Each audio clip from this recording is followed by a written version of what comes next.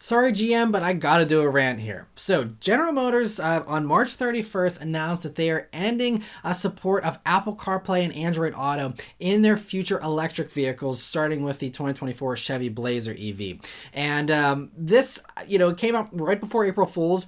So I was really hoping this was an April Fool's joke, and I gave them like a whole week here to hopefully say, it was an April Fool's joke, or, pass it off as that, even if it wasn't, because this seems so bizarre. They're getting rid of Apple CarPlay and Android Auto in their vehicles. Now, again, gas stuff will keep it, but I gotta go through this because this has been really strange. Since this news came out, there's also been a couple little interviews, and they gave some justifications for why they are getting rid of Apple CarPlay and Android Auto in their electric vehicles here.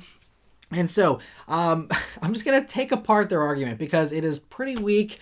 And so I'm just going to go through it here one by one. So the reasoning here for this change is that it's needed for integrated experiences that transform how customers engage with their vehicles, such as intelligent EV routing, which you can already do with built-in navigation, locating charging stations, already done with built-in navigation, creating navigation routing options optimized for available advanced driver assistance technologies like Super Cruise and in the future, Ultra Cruise. They already do that intelligent routing for Super Cruise in their built-in navigation.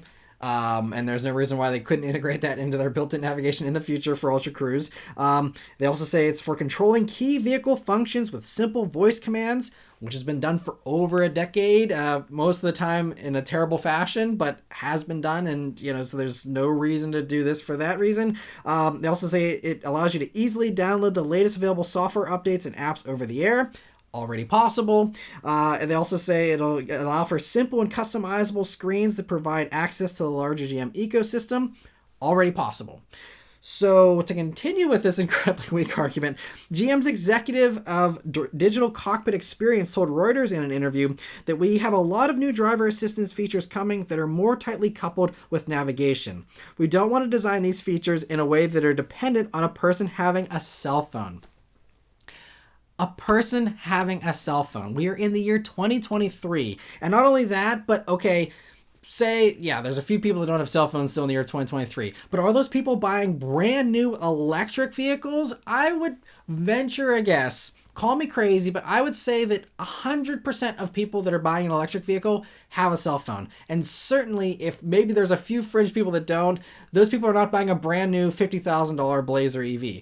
So I just to say, so you don't have to have a cell phone. Like, what? Like, are they actually serious with that statement?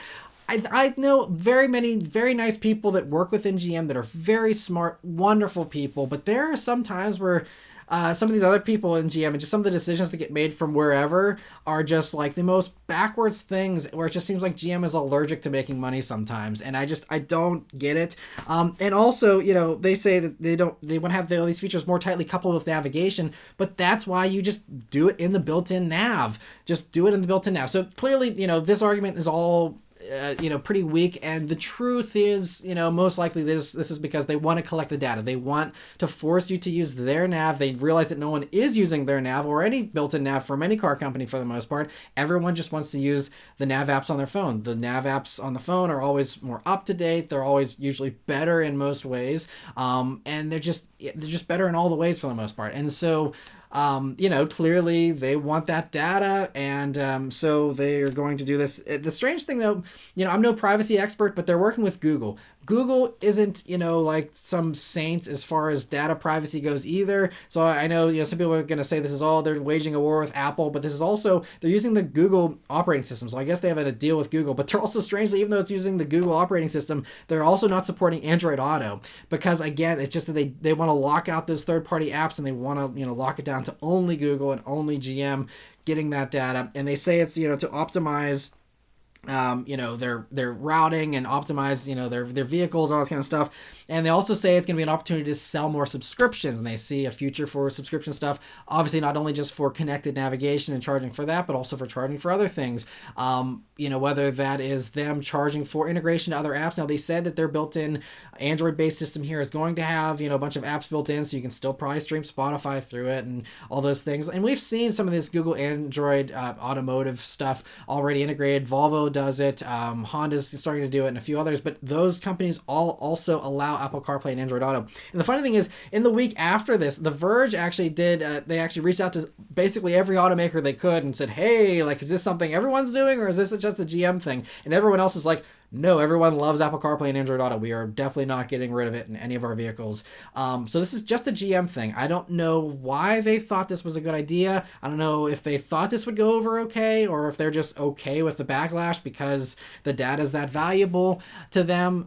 But this will cost them sales. I mean, I get that not everyone uses Apple CarPlay and Android Auto, but I think for me, yes, you can still do Bluetooth audio streaming if you want and have a less polished experience for listening to music and things like that. So yes, you can still listen to Bluetooth, you can still make phone calls, all those things like you've been able to do for, again, the past, 15 years and, all these other cars for the most part. But, just the fact that you can't do voice texting, I guess it'll probably have, the Google Assistant built in, but I don't know how that interfaces with especially Apple devices as far as actually doing voice texting, but it's not going to be as good as the built-in Android Auto stuff either, or the built-in, Siri stuff. So that's the huge thing. I mean, that's what I use Apple CarPlay for the most, is for voice texting. And so prepare for all these people driving these new electric GM vehicles to be more distracted because they now have to figure out how to text in a vehicle in 2023 again.